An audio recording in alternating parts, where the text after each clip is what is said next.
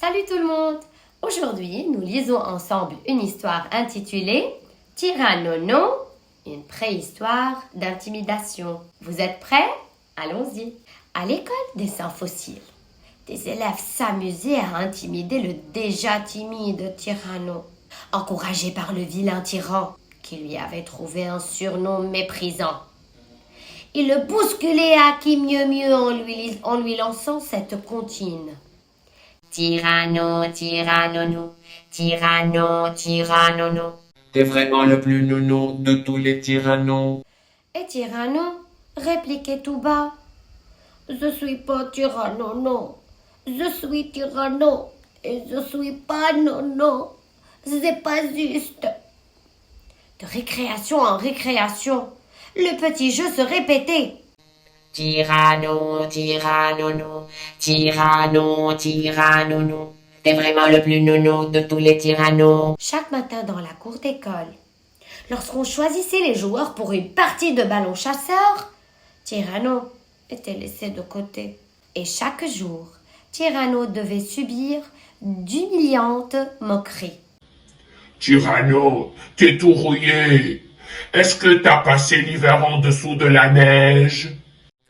Tyranno, Tyrannono, Tyranno, Tyrannono. T'es vraiment le plus nounou de tous les tyrannos. Encouragé par ses vilains amis, Tyran le faisait trébucher en lui volant toujours son bonnet. Le soir à la maison, la maman et le papa de Tyranno essayaient de comprendre pourquoi leur petit garçon était si triste. Mais qu'est-ce qui ne va pas, mon chéri? Rien, maman, rien. Je suis juste un peu fatigué, répond Tyranno. Il ne voulait pas parler de Tyran parce qu'il craignait de s'attirer encore plus d'ennuis. Et son papa finissait toujours par se fâcher. C'est le 3e bonnet que tu perds ce mois-ci. Mais où as-tu donc la tête? Va réfléchir dans ta chambre. Lorsqu'il se glissait dans son lit, pour la nuit, Tyranno avait du mal à s'endormir. Il pensait au lendemain, où il lui faudrait bien retourner à l'école et affronter Tyran de nouveau. Quand les grandes vacances arrivèrent, Tyranno se dit qu'il pourrait enfin respirer, oublier Tyran et s'adonner à son passe-temps favori, la pêche. Par une chaude journée de juillet, alors qu'il taquinait le queue-la-cante, il entendit des appels à l'aide. Tyranno reconnaît tout de suite cette voix. C'était bien celle de Tyran qu'il aperçut se débattant dans les rapides. Son radeau s'était renversé. Tyran était peut-être fort, mais il ne savait pas nager. Oh! Tyranno s'approcha de Tyran et, au moment où celui-ci, épuisé, allait se laisser emporter au fond de la furieuse rivière, il plongea à son secours. C'était au péril de sa vie. Son petit corps fut ballotté dans les tourbillons du puissant courant. Il avalait des tonnes d'eau et perdit Tyran de vue dans les vagues. Évanoui, ce dernier coulait lentement vers le fond. « Au secours! Au secours! Je me noie! À l'aide! Je ne veux pas mourir !» Alors que leur noyade semblait inévitable, Tyranno reprit courage. Il plongea et agrippa Tyran par la queue.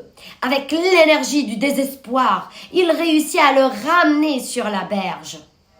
Revenu à lui, mais encore sous le choc, Tyran fut tout étonné d'avoir été sauvé par Tyranno, à qui il avait fait tant de misère. « Je te dois la vie, Tyranno. » C'était la première fois qu'il appelait Tyranno son vrai nom. « Pardonne-moi pour tout ce que je t'ai fait.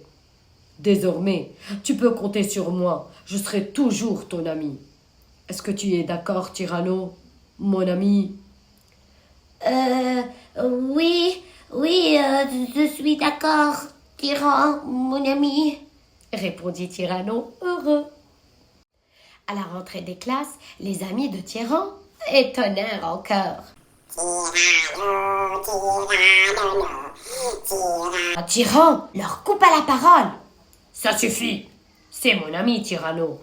Allez Tyranno, raconte-leur notre aventure sur la rivière. Tyranno raconta tout en détail, suscitant l'admiration de tous les élèves. L'année scolaire fut tellement plus douce pour Tyranno par une belle nuit claire. Tyranno s'éveilla en sursaut. Sa maison était la proie des flammes. Le feu léchait les murs et courait rageusement sur les plafonds. Tyranno cria très fort pour réveiller ses parents, sans succès. Il tenta d'atteindre la chambre de sa petite sœur, mais la fumée était si dense qu'il s'évanouit. Pendant ce temps, Tyran, qui ne dormait pas, remarqua une étrange lueur par sa fenêtre.